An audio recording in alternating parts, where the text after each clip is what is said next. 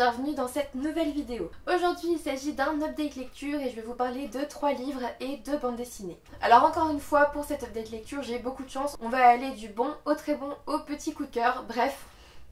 Je suis désolée, vous allez encore en ajouter à votre wishlist. Le premier livre dont je vais vous parler c'est J'ai encore menti de Gilles Le Gardinier, donc aux éditions Flammarion. C'était mon premier Gilles Le Gardinier, je suis aussi allée à sa rencontre en librairie. Donc je me sens prête à parler de ce roman. Dans cette histoire nous allons suivre Laura qui à la suite d'un terrible accident de poney va se retrouver totalement amnésique, surtout totalement régressée à l'état de enfant de 5 ans au début. C'est-à-dire qu'elle va redécouvrir toute sa vie, elle va redécouvrir absolument tout, comment faire ses lacets, comment faire à manger, toutes les expressions aussi, être à cheval sur les choses, elle va pas le comprendre comme ça, comme les enfants en fait. Elle va vraiment retrouver son innocence, son insouciance de l'enfance. Ça va bien sûr amener à pas mal de réflexions assez profondes pour le coup. Elle va un peu questionner le fait de se conformer à ce que la société attend de nous, le fait de estimer ne pas avoir le droit de faire telle ou telle chose qui nous font envie parce que les autres vont nous juger sur ça. Bref, elle va questionner pas mal de choses de la société grâce à son nouveau regard d'enfant dans un corps d'adulte. Ça va tout changer en fait et elle va s'étonner de tout, elle va s'étonner de rien aussi. Elle va subir pas mal de situations cocasses, pas mal de quiproquos évidemment. Il y a des moments forcément hilarants, c'est bourré d'humour. C'est un petit feel good quand même, on sourit la plupart des pages. Comme vous le voyez, j'ai gardé pas mal de citations de ce roman avec mes petits signets, mais voilà, j'ai beaucoup aimé cette lecture. C'était une très bonne lecture pour moi parce que j'ai bien aimé redécouvrir le monde avec les yeux de Laura. C'était tellement rafraîchissant, c'était tellement drôle aussi que ça m'a beaucoup plu. J'ai bien aimé l'humour aussi dedans, même si parfois c'était peut-être un peu trop, peut-être un petit peu trop, peut-être qu'une certaine mesure ne serait pas de trop là pour le coup. J'en fais des jeux de mots, dis donc. Voilà, après ma rencontre avec l'auteur ne m'a pas forcément laissé un grand souvenir. Je l'ai trouvé un peu comme son roman, parfois un peu trop. Voilà, ça va plutôt être ça. Sinon, voilà, c'était une très bonne lecture. Je pense que ceux qui aiment beaucoup cet auteur s'y retrouveront là-dedans, hein, même si ce ne sont plus des chats mais un chien sur la couverture. Tout change. Pour moi, c'était le premier roman de cet auteur, ça m'a beaucoup plu. Je ne sais pas si je retenterai l'expérience parce que oui, ça détend, mais en même temps, je pense pas que je m'en souviendrai par la suite, malgré les réflexions un peu plus profondes hein, sur la société, etc. Ça, c'était intéressant. J'étais très contente que ça soit là d'ailleurs, parce que sinon, ça aurait été beaucoup trop. Comme je disais tout à l'heure, ça aurait été trop. Voilà. Là, pour le coup, c'était rafraîchissant, c'était sympa. C'est vraiment une lecture détente. Hein. C'est une lecture que je vous conseille si vous avez envie de quelque chose de léger et qui vous fera sourire. Mais après, je ne suis pas sûre de lire les prochains livres de Gilles Le Gardinier et encore moins ceux d'avant. Voilà, autant être honnête. Ensuite, j'ai lu, grâce aux éditions Nathan, Le goût amer de l'abîme de Neal Shusterman. Comme vous le voyez, ce sont les épreuves non corrigées. Il y a encore des petits signets parce que j'ai beaucoup apprécié cette lecture. Je pense que je l'ai érigée au rang de coup de cœur parce que c'est le premier roman sur une pathologie psychiatrique qui est aussi exact, réaliste et fin. Dans ce roman, nous allons suivre Caden qui est un jeune homme dans une famille américaine lambda, c'est-à-dire qu'il habite avec son père, sa mère, sa petite sœur. Et Caden, il va être de plus en plus étrange. En fait, dans ce roman, ce ne sont pas vraiment des chapitres. On va avoir un roman totalement désorganisé, ça va partir dans tous les sens, hein, clairement. On va avoir, en fait si vous voulez, donc on n'a pas vraiment des chapitres, ça se montre, je sais pas comment vous montrer, comme ça. C'est-à-dire que vous allez avoir une partie là, et puis d'un seul coup, hop, on parle d'autre chose, avec un titre. En fait, le problème, je pense, avec ce roman pour beaucoup de lecteurs non avertis et qui ne connaissent pas cette pathologie, c'est que ce roman fait un peu décousu, fait un peu désorganisé, parce qu'on va passer d'une partie où Caden est dans la réalité avec ses parents, avec sa sœur, où il commence déjà à débloquer un petit peu, hein, on voit qu'il est de plus en plus persécuté, qu'il se méfie de plus en plus des autres sans raison particulière, c'est bien noté dedans. En fait, il se met même à penser que sa famille a été remplacée par des monstres qui portent les masques de sa famille. Ça s'appelle l'illusion des sosies de Capgras, c'est un symptôme très particulier et j'étais tellement contente de le voir dans les premières pages de ce roman. En fait, quand j'ai vu ça dans, je sais plus, les 10 premières pages, j'étais en mode ok, le mec sait de quoi il parle, ça va me plaire. Et pas manqué, ça m'a plu parce que c'est fin, c'est réaliste, il y a des vrais symptômes. On met l'accent surtout sur l'angoisse majeure du schizophrène durant sa première bouffée délirante et même après hein, d'ailleurs. on va mettre l'accent sur ça. Et en gros, je vous disais, il y a des parties réalistes avec sa famille, etc. Mais aussi, juste après, entrecroisées en fait, on va avoir des parties où il se retrouve sur un bateau avec un capitaine, un perroquet bizarre et puis un équipage bizarre, sur un bateau qui va chercher des trésors jusqu'au bout, jusqu'au fond de l'abîme. Et j'ai trouvé que c'était une très belle métaphore au niveau de cette maladie, parce qu'en effet on a l'impression que ce sont des patients qui vont jusqu'au fond de l'abîme. C'est pour ça aussi le titre, le goût amer de l'abîme, qui vont se retrouver dans les profondeurs de l'abîme et qu'il va falloir aller chercher là-bas et les remonter de là-bas. Voilà, avec cette angoisse majeure qui est très particulière, très intense, très impressionnante aussi. Ce roman est une très belle image de la schizophrénie, dans le sens où c'est une image exacte. Oui, Kyaden il est bizarre, oui il entend des voix, oui il est persécuté par n'importe qui dans la rue, dans l'école, peu importe, mais c'est ça la maladie. Et oui, il a une angoisse majeure, très difficile à contrôler. J'ai adoré ce roman. Si vous voulez en savoir davantage sur le ressenti de la schizophrénie, mais aussi sur ce que traversent les parents d'un schizophrène, c'est ce roman qu'il vous faut en fait. C'est super bien fait. Enfin, moi en tant qu'interne de psychiatrie, j'étais en mode mais oui, tu as raison. En fait, il n'y a rien qui est déconnant dans ce roman.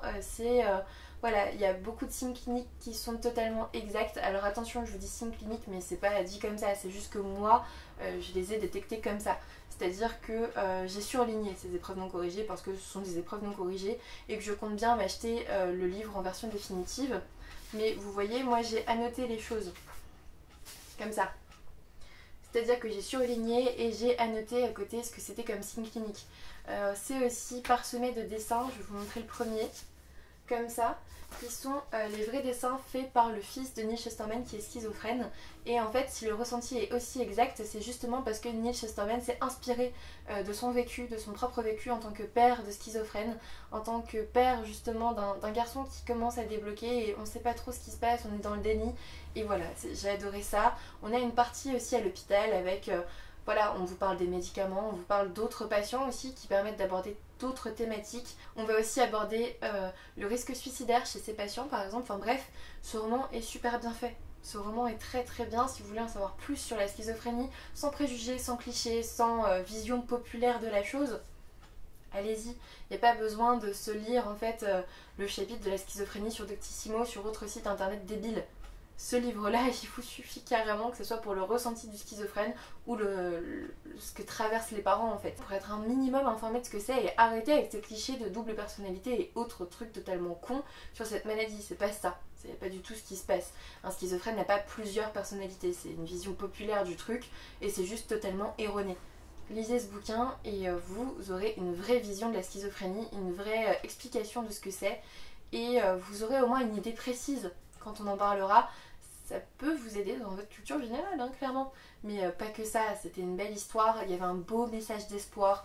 J'ai beaucoup aimé ce roman, je l'ai mis en coup de cœur parce que vraiment, merci Neil Shusterman d'avoir enfin décrit une maladie psychiatrique avec exactitude, avec réalisme, avec finesse clinique. Et tout ça totalement vulgarisé dans un roman young adulte. Enfin clairement c'était inespéré pour moi, je suis très contente d'avoir lu ce roman. Ensuite j'ai lu une grosse brique de 780 pages. Il s'agit de American Elsewhere qui commence déjà à peser sur mon bras alors que je viens juste de le montrer. C'est écrit par Robert Jackson Bennett et c'est sorti aux éditions Albin Michel dans leur nouvelle collection Imaginaire. Donc la collection Imaginaire c'est une collection qui est arrivée fin septembre et moi j'avais eu la chance d'être contactée par Albin Michel justement pour découvrir un de leurs nouveaux romans et clairement c'est celui-ci qui m'a tiré le plus. Et quand j'ai vu le nombre de pages de ce petit pavé, je n'ai demandé que celui-ci pour être sûre de pouvoir le dévorer rapidement. Du coup dans American Elsewhere on va suivre Mona qui est une ancienne flic qui est totalement paumée dans sa vie. On va la découvrir au moment de l'enterrement de son père dont elle se fout totalement. En fait elle va découvrir suite à l'enterrement de son père qu'elle a en héritage une maison léguée par sa mère 30 ans auparavant parce que sa mère s'est suicidée 30 ans auparavant et qu'il lui reste 11 jours pour la réclamer parce que dans 11 jours ça fera justement pile 30 ans et du coup elle pourra plus la réclamer après cette maison. Donc elle va essayer d'y aller tout simplement pour voir un peu cet héritage là de sa mère décédée il y a 30 ans. Et en fait la maison semble se trouver dans la petite ville qui s'appelle Wink, sauf que voilà le problème c'est que Wink est une ville totalement inconnue au bataillon. Elle n'existe pas sur les cartes, personne n'en a jamais entendu parler et c'est pas forcément évident de la trouver. Donc déjà dans un premier temps on va essayer de trouver cette ville. Et une fois que Mona va se retrouver dans cette ville, donc elle va tout faire pour récupérer sa maison, ce qui va pas être très difficile, mais surtout elle va être embrigadée dans un truc, les gars, c'était un truc de malade, c'était méga addictif ce roman, c'est-à-dire que on va se retrouver face à des gens très bizarres. En fait la ville, il faut savoir, dès le début vous savez qu'en fait la ville se trouve à côté d'un laboratoire désaffecté depuis des années. Et en fait Mona elle tombe sur pas mal de documents de ce laboratoire. Et du coup vous vous doutez que ça va être un truc un peu bizarre. Moi personnellement j'ai trouvé que durant ce roman, durant cette exploration de la ville et ce dénouement, ces révélations, ces péripéties, cette action de malade, on se trouve un peu dans une ambiance à la Stranger Things. On sait pas trop à quoi s'attendre, on sait pas trop à quel personnage se fier. Personnellement je me suis fiée à aucun personnage, même pas au personnage principal parce que je la trouvais pas fiable du tout.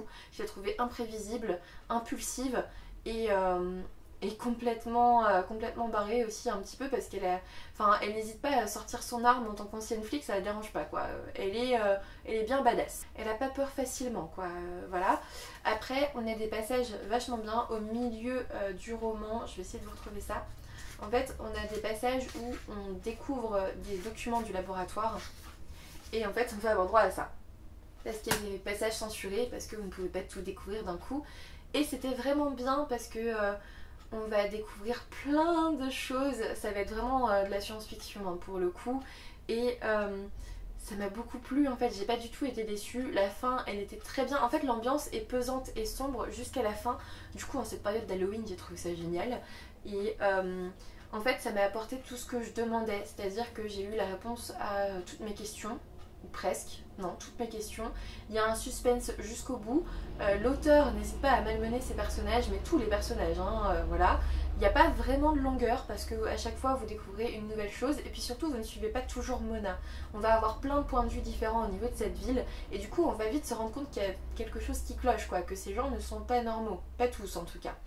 Et vous allez suivre certaines de ces personnes bizarres, vous allez suivre des personnes que vous ne connaissez pas encore, qui vont vous montrer plein de choses étranges, et c'est ça je pense qui happe le lecteur, c'est le fait de ne pas être seulement dans la tête de Mona. Parce que le fait de suivre des personnes qui savent tout de cette ville, ça change totalement de point de vue, et ça change totalement aussi le niveau de suspense, parce que du coup vous en apprenez plus d'un coup mais pas assez, et du coup vous en voulez toujours plus, et vous dévorez ces 780 pages en 3 jours, 4 jours, je sais plus. À la fin quand même j'en pouvais plus parce qu'en fait en étant en vacances j'aime bien lire un livre tous les jours ou tous les 2 jours, et du coup la break comme ça, ça m'a pris 3-4 jours, surtout qu'il y a eu mon anniversaire et tout, bref j'étais assez occupée. Donc à la fin j'avais très envie de le finir, mais pour découvrir le fin mot de l'histoire, parce que ça faisait 4 jours que je voulais savoir le fin mot de l'histoire. Du coup je vous conseille ce roman. Le seul hic pour moi au niveau de ce roman c'est son prix. Il coûte 29 €. Alors oui, c'est une grosse brique. Oui, la couverture je la trouve très jolie. Franchement au niveau finition c'est top. Au niveau du roman il n'y a aucune faute. Enfin, j'ai rien trouvé au niveau correction à changer. Donc voilà, c'est un roman de qualité, c'est une belle histoire. Ils disent que c'est à la croisée entre Stephen King et Neil Gaiman. Je n'ai lu aucun de ces deux auteurs donc je ne m'aventurerai pas dans une comparaison. Mais en tout cas l'ambiance est bien sombre et pesante. Donc si c'est ce que vous aimez, clairement ça marche bien. On a des scènes d'action bien sanglantes aussi, hein, ce n'est pas en reste. Bref, ça m'a bien plu. Si jamais vous le trouvez d'occasion, allez-y, foncez, ça vaut le coup. Et si vous avez le budget et qu'il vous tente, foncez, vraiment. J'ai adoré ce roman, c'était une très bonne lecture pour moi. Et puis on va terminer avec 2 bandes dessinées, comme je fais maintenant dans mes updates lecture. Je vais d'abord vous parler de La différence invisible de Mademoiselle Caroline et Julie Deschez, donc aux éditions Delcourt. C'est une bande dessinée que m'a prêtée mon super ami Bastien. Dans cette histoire, on va suivre Marguerite, je crois, oui, qui se sent totalement en marge de la société, qui a beaucoup de mal à s'adapter dans des situations sociales normales. Et en fait, dès le début de ce roman, on vous dit qu'on va vous parler de l'autisme et surtout de l'autisme de type Asperger. Donc en fait, on va suivre Marguerite dans son petit train-train quotidien et voir un petit peu ce qui se passe et voir surtout sa réaction, son évolution une fois que le mot le diagnostic en fait a été posé, une fois qu'elle est diagnostiquée Asperger, ce que ça va changer pour elle. J'ai bien aimé cette bande dessinée parce que ça vous montre sans cliché, sans préjugés ce qu'est un autiste de type Asperger. Après je vous avoue que j'ai toujours eu beaucoup de mal avec cette distinction parce qu'en fait dans cette BD on met en valeur justement l'Asperger et on vous dit que bah oui, tous les autistes ne se ressemblent pas, et en fait on vous explique que quand on parle d'autisme ça n'est pas uniquement l'enfant qui tape dans les murs et qui hurle quoi, de façon très cliché. Mais justement cette distinction me gêne un peu parce que du coup j'ai l'impression qu'on fait une distinction entre bons autistes, les Asperger, et mauvais autistes, ceux qui ont des troubles du comportement. Je ne dis pas qu'ils sont tous pareils, un autiste est totalement différent d'un autre autiste. Clairement, on a des signes cliniques qui reviennent, mais on n'a jamais la même chose. Mais ça c'est dans toutes les pathologies psychiatriques, ou en tout cas qu'on voit nous en psychiatrie, pareil, un schizophrène ne ressemble jamais à un autre schizophrène. La schizophrénie a des signes cliniques communs comme l'autisme, mais c'est jamais les mêmes patients, on a toujours un vécu différent, on a toujours une histoire différente, et c'est ça que j'aime. En fait c'est pour ça que j'ai choisi ma spécialité d'ailleurs, c'est bien parce que tous les patients, aucun patient ne ressemble à un autre. C'est ça que j'apprécie. Et bref, j'ai bien aimé cette bande dessinée parce que justement elle vulgarise l'autisme de type Asperger. On se prend d'affection pour Marguerite, hein, évidemment. Au niveau des dessins, normalement je vous ai montré les planches, mais je vous montre quand même. Voilà. C'est assez sympathique. En fait on commence beaucoup en noir et blanc et on va mettre en couleur, en valeur certaines choses, et ça m'a beaucoup plu. On va aussi vous parler du centre de ressources autisme, donc ça c'est super cool parce que bah, c'est quelque chose qui n'est pas forcément connu et c'est important de connaître ce centre. Et puis à la fin on va vous faire un petit carnet sur qu'est-ce que l'autisme, qu'est-ce que c'est le syndrome d'Asperger, etc. Du coup c'est une bonne bande dessinée pour vulgariser les choses, mais ça ne parle que de l'autisme de type Asperger. Voilà, enfin quasiment. Et j'ai trouvé que ça faisait vraiment, elle c'est une bonne autiste, elle a une bonne intelligence et elle se conduit à peu près normalement sauf dans les situations sociales. C'est important de le savoir, c'est important de savoir que ça existe, c'est pour ça que j'étais très contente de pouvoir découvrir cette bande dessinée. Et ensuite je vais terminer par une bande dessinée qui a été un petit coup de cœur pour moi, il s'agit de Harry, le tome 1, Les yeux d'Isalo, donc de Rolling Pen et Kate Mouse James, aux éditions des Bulles dans l'océan. Dans cette histoire on va retrouver Harry qui est une jeune fille orpheline dans un petit village au sud de Madagascar, dans une région totalement désolée, aride. Bref, c'est la grosse sécheresse, donc la famine. Les conditions sont pas idéales hein, pour survivre clairement. Et du coup, Harry, elle va se retrouver comme désignée pour sauver le village. Elle va devoir passer plusieurs épreuves. Et ça va vraiment être raconté comme un conte, comme une légende un peu locale. J'ai eu l'impression de lire ça en fait, un genre de légende locale. Et surtout ça m'a fait découvrir une nouvelle région que je ne connaissais pas. Je ne connaissais pas cette région du sud de Madagascar et j'étais très contente de pouvoir en savoir plus. Surtout que la région d'Isalo, enfin en tout cas Isalo, ça existe vraiment. C'est d'ailleurs maintenant un parc naturel protégé et on y retrouve en effet ce relief là ici. J'ai adoré cette histoire. Déjà au niveau graphique c'est ouf. Mais voilà, je vous montre rapidement les deux premières pages. Ce que j'ai beaucoup aimé c'est qu'on va beaucoup insister sur la différence d'Harry, ça m'a beaucoup plu parce que justement on va montrer que si cette jeune fille est mise en avant pour sauver le village, c'est surtout parce qu'elle fait un peu peur aux gens par sa singularité, par sa différence et voilà, elle va être un petit peu sacrifiée par le village pour être sauvée. C'est plutôt sympathique. Et du coup on va retrouver Harry dans une épopée totalement fantastique où ça va mêler bien sûr donc des missions, des esprits, des monstres de pierre absolument géniaux. J'ai adoré le personnage d'Isalo, c'était vraiment un super personnage avec beaucoup de qualité aussi. Vraiment je me suis perdue dans cette bande dessinée parce que j'ai adoré, que ça soit au niveau du scénario ou au niveau des dessins, c'était juste magnifique. Et puis surtout on a cette espèce de gros twist final, c'est-à-dire que la dernière planche vous remet toute la bande dessinée en question et c'était juste trop bien. Vous vous sentez en fait quand vous arrivez sur cette dernière planche vous vous dites mais non, mais c'est pas du tout ce que j'ai lu auparavant et c'était juste génial. Merci beaucoup pour ce twist final parce que j'ai adoré. C'est vraiment quelque chose, je pense que c'est ça qui l'a fait basculer en de très bonnes lectures, en coup de cœur. C'était cette interrogation qui subsiste à la fin et ouais, j'ai adoré qu'on me retourne un peu le cerveau comme ça. Je lirai avec plaisir le tome 2. Vraiment, allez-y foncez, moi personnellement je l'avais vu nulle part passer. Et je suis allée dans ma petite librairie habituelle, hein, vous le savez, ma petite librairie indépendante spécialisée dans les bandes dessinées et les mangas. Et en fait, elle était dans les nouveaux arrivages. Et enfin, quand vous voyez cette couverture, vous avez très envie de la découvrir quand même. Là, vous feuilletez, vous découvrez des dessins absolument géniaux. Au niveau du résumé, j'avais juste lu que ça se passait à Madagascar, dans une région que je connaissais pas, et que c'était comme un conte d'un autre monde plein de magie, de féerie, message d'espoir et tout ça. Bah, je suis repartie avec, évidemment, c'était sûr. Clairement, allez-y, foncez. Elle est vraiment très bien. C'est vraiment un conte avant Noël. Je dirais que c'est le bon moment là pour la découvrir parce que vous n'êtes pas encore dans les contes de Noël de décembre et vous pouvez bien lire un conte dans un pays un petit peu plus chaud. Cette update lecture est maintenant terminée, j'espère qu'il vous aura plu. Globalement, si vous avez été intéressé par un des ouvrages que je viens de vous présenter, allez-y, foncez, je pense que vous ne serez pas déçus. Moi en tout cas, j'ai adoré ce que j'ai lu. Un petit pouce bleu, un commentaire, ça me fera toujours plaisir. Un abonnement si ça n'est toujours pas fait. Et puis moi je vous dis à bientôt pour une nouvelle vidéo.